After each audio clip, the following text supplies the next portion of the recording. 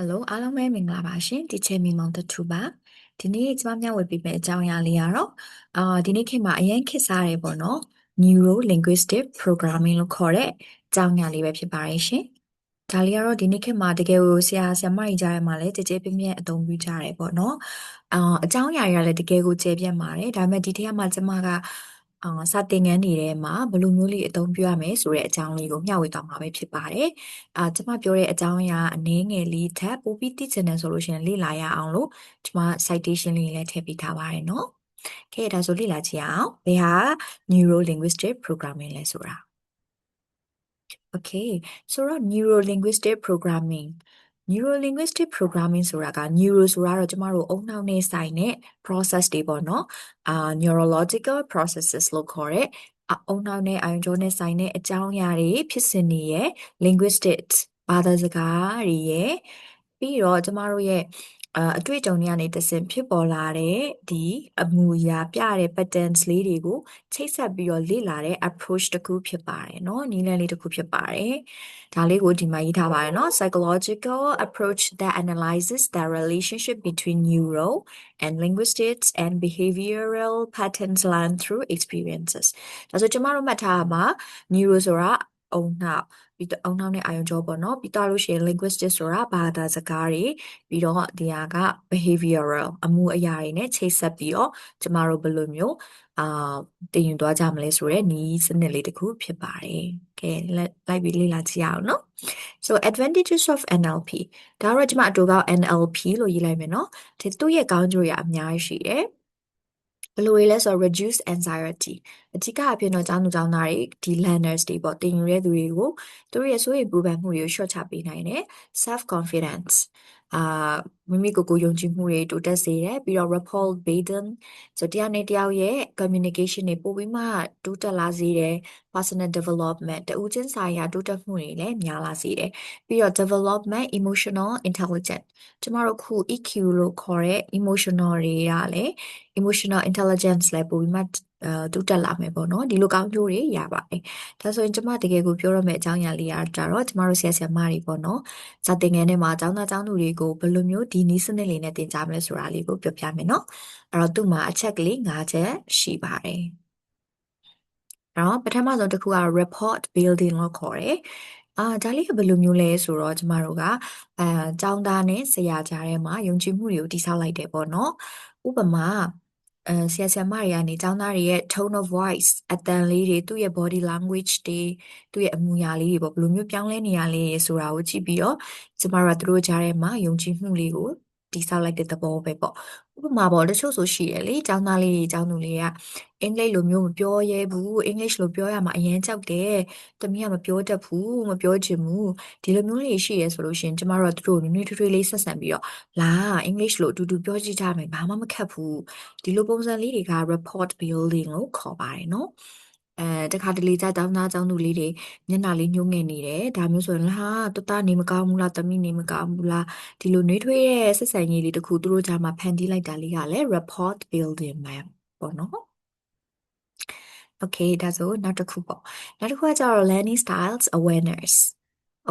VAK လို့လည်းအတူကောက်ခေါ်ပါတယ်နော်ကျမတို့ရဲ့အခန်းထဲမှာစာသင်ခန်းတွေထဲမှာဆိုရင်ကျောင်းသားကျောင်းသူတွေကတင်ယူသူတွေကပုံစံမျိုးမျိုးရှိတယ်ပုံစံတွေလည်းအများကြီးရှိတယ်ဘယ်လိုမျိုးလဲဆိုတော့တချို့ဆိုရင် visual အမြင်နဲ့ပေါ့နော်သူကတင်ယူတဲ့ကလေးပေါ့တခုခုဆိုသူ့ကိုဆိုရင်ပုံကလေးတွေပြလိုက်မှမျက်စိထဲမှာမြင်အောင်လာတယ်ဒီလိုမျိုးလေးရှိရပေါ့နော်ဒီလိုကလေးတွေမျိုးဆိုလို့ရှိရင်လည်းကျမတို့က diagrams လေးတွေပြတာ posters တွေပြတာ flashcards တွေပြတာဗီဒီယိုလေးတွေပြတာပုံလေးတွေပြတာအစရှိသဖြင့်ပေါ့နော်ဒီလိုမျိုးသူ့ကိုအမြင်နဲ့တင်ယူတတ်တဲ့သူမလို့သူ့ကိုမြင်စေတဲ့အရာလေးတွေကိုပြတ်တာပြီးတော့သင်ကြားပေးရဲဆိုရင်လည်းကောင်းတယ်နောက်တစ်ခုကကျတော့ auditory ကကျတော့အတန်ပေါ့နော်သူကကြားမှကြားတာကိုသူကကြည့်ပြီးတော့ဘယ်လိုပြောမလဲကြားတာပုံမှာသူကတင်ယူတယ်ပေါ့နော်ဥပမာအဲ့လိုကလေးမျိုးတွေဆိုလို့ရှိရင်လည်းကျမတို့ကပုံမြင်လေးတွေပြောတာ discussion လေးတွေလုပ်ကြတာ chance လေးတွေပေါ့နော်ဆိုကြတာဒီလိုပုံစံလေးတွေနဲ့တချင်းလေးဆိုတာလည်းရတယ်ဒီလိုပုံစံလေးတွေနဲ့သူ့ကိုသင်ပေးမယ်ပေါ့နော်နောက်တစ်ခုကကျတော့ kinesthetic learners လို့ခေါ်တယ်သူကကျတော့လှုပ်လှုပ်ရှားရှားပြပြလောလောလုပ်ရတာမျိုးတွေကြိုက်တယ် movement တွေကြိုက်တာပေါ့နော်ဒါဆိုရင်သူတို့ကို role play တွေ movement based activities တွေ dancing နေဒီလိုပုံစံလေးတွေနဲ့သူတို့ကိုသင်မယ်ကျမတို့ရဲ့ ELT စာသင်ခန်းတွေထဲမှာဆိုရင်တော့ဒီ3ခုလုံးကိုထည့်သွင်းပြီးတော့သင်ကြားမယ်ဆိုရင်အရင်အောင်ကောင်းပါတယ်နော်ဒါပေမဲ့ကိုကတော့သိထားရမှာပေါ့ဒီ learners ကတော့ပုံလေးကြည့်ရတာပိုကြိုက်တဲ့သူဒီ learners ကတော့ခုံပေါက်ပြေးလွှားရတာကြိုက်တဲ့သူပေါ့နော်ဒါပေမဲ့ဒီ3ခုလုံးကိုတင်းတင်းမြတ်သားစွာနဲ့အခန်းထဲမှာသုံးပြီးရင်ပိုပြီးကောင်းပါတယ်နော်Okay နောက်တစ်ခုကကြတော့ anchoring positive states သူ့ကို anchoring လို့လည်းခေါ်တယ်။ဒါကြဘယ်လိုမျိုးလဲဆိုလို့ရှိရင်ကလေးတွေကိုပေါ့နော်ကိုကအပြုသဘောဆောင်တဲ့အရာလေးတွေနဲ့ပြောပြီးတယ်ပြုမှုပြီးရဆိုလို့ရှိရင်ကလေးတွေရဲ့တင်ယူမှုနှုန်းကလည်းပို့ပြီးတော့မြင့်တက်တာပေါ့။ဥပမာဘယ်လိုမျိုးတွေလဲဆိုလို့ရှိရင်ကလေးကတခုခုပေါ့နော်မှန်တာလေးတွေစာကိုရေးလိုက်တယ်လက်ရည်လေးတက်တက်ရရရေးပြီးရဒါမျိုးဆိုရင်လည်းgood job well done great effort ဒါမျိုးလေးနဲ့သူတို့ကိုချီးကျူးစကားဆိုမယ်ပြုံးရွှင်စွာနဲ့သူတို့ကိုဆက်ဆံပေးမယ်ဆိုလို့ရှိရင်လည်းသူတို့ရဲ့စာတင်ကြားခြင်းနဲ့စိတ်တွေကပိုပြီးမှများလာမယ်ပေါ့နော်ဒါသူတို့အတွက်ယုံကြည်မှုတွေတည်ဆောက်တာလည်းဖြစ်တယ်တင်ကြားတင်ယူမှုတွေကိုလည်းပိုပြီးမှတိုးတက်လာတာမျိုးလည်းဖြစ်တယ်ပေါ့နော် Okay ကျမ3ခုရှိသွားပြီเนาะပြောသွားတာလေးတွေ Okay နောက်တစ်ခုကကြတော့ goal setting ဒါဆိုရင်တော့ဒါကတတ်မှတ်ပေးထားမှာပေါ့နော်ရည်မှန်းချက်ပန်းတိုင်လေးကိုတတ်မှတ်ပေးထားတာဘယ်လိုလဲဆိုလို့ရှိရင်တော့ဒီလိုပေါ့ clear goal မြင်သာတဲ့တိတာထင်ရှားစေတဲ့ goal မှတ်တိုင်လေးတစ်ခုကိုသူတို့ပြောပြထားမယ်ဘယ်လိုမျိုးလဲဆိုတော့ဒီနေ့တော့ meaning vocabulary 10လုံးကျက်လိုက်တယ်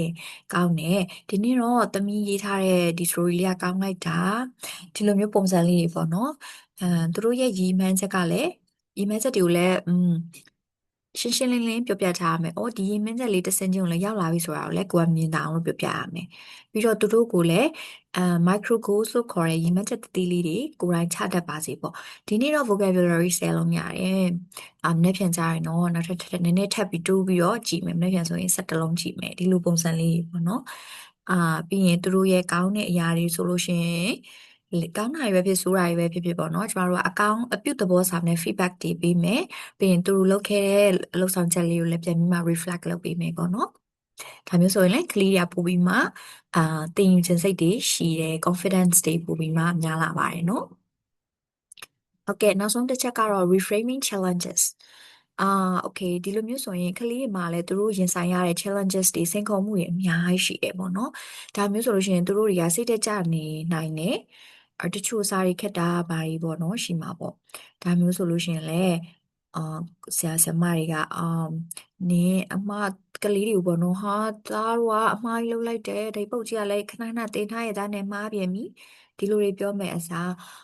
ဒါလေးကိုပြောင်းလဲပြီးတော့ဒါတင်ယူဖို့အတွက်နီးလန်းလေးပဲလားတူတူစဉ်းစားကြည့်မယ်ပြောင်းလဲပြီးတော့တွက်ကြည့်ရအောင်ဒီလိုမျိုးလေးပေါ့နော်ဘယ်နာလေးခက်နေရလဲလားအတူတူစူးစမ်းကြည့်ကြမယ်ဆိုရဲစိတ်မျိုးလေးတွေဒီလိုမျိုးသူတို့ရဲ့စိန်ခေါ်မှုတွေကိုခွင့်လန်းဖြစ်ကိုရီးယားပြောင်းလဲပေးရမယ်ပေါ့နော်ဒါတွေဆိုလို့ရှိရင်ကလေးတွေကပို့ပြီးမှသူတို့ရဲ့တည်ယူမှုတွေကပို့ပြီးတိုးတက်တယ်ဘာသာစကားသင်ကြားရမှာပဲဖြစ်ဖြစ်ကိုယ့်ရဲ့သင်ကြားအခန်းပေါ့နော်အတန်းမှာပဲဖြစ်ဖြစ်တခြား science class တွေမှာပဲဖြစ်ဖြစ်ဒီဟာလေးတွေကိုသုံးပြီးတော့သင်ကြားမယ်သင်ယူမယ်ဆိုရင်အရင်ကကောင်းမှာပါတယ်ဒါဆိုရင်ကျွန်မပြောသွားတာ5ချက်ရှိပါတယ်เนาะဘာလေးတွေမှတ်မိလိုက်လဲတော့မသိဘူးပထမတစ်ခုကတော့ report building number 2 anchoring ပြီးတော့3 VAK အမှတ်မိတာလေးပေါ့เนาะပြီးတော့4 changing perspective တွေလုပ်တဲ့ဟာလေးရှိမယ်ပြီးနောက်တစ်ခုကတော့ reframing challenges တွေပေါ့เนาะ okay ဒါလေးတွေကိုလိုက်ပြီးတော့လေ့လာပြီးတော့ပေါ့နော်ကိုအခန်းထဲမှာအသုံးချမယ်ဆိုရင်တကယ်ကိုအကျိုးရှိစေပါတယ်နော်ဒီချေတို့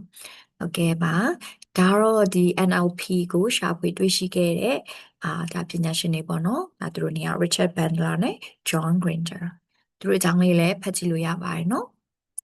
โอเคကျေးဇူးတင်ပါတယ်ဒီချေတို့ဒီကြားထဲမှာပေါ့နော်ကျမတို့အနေငယ်ပဲပြောသွားတာဖြစ်တယ်ဒီကြားထဲမှာပို့ပြီးမှတကြဲပြင်းပြင်းသိချင်တယ်ဆိုရှင်လည်းကျမဒီမှာနော် site လေး website နာမည်လေးထည့်ထားပေးပါတယ်အဲ့ကနေတစ်ဆင့်လေးလာကြည့်လို့ရပါတယ်နော်ကျေးဇူးတင်ပါတယ်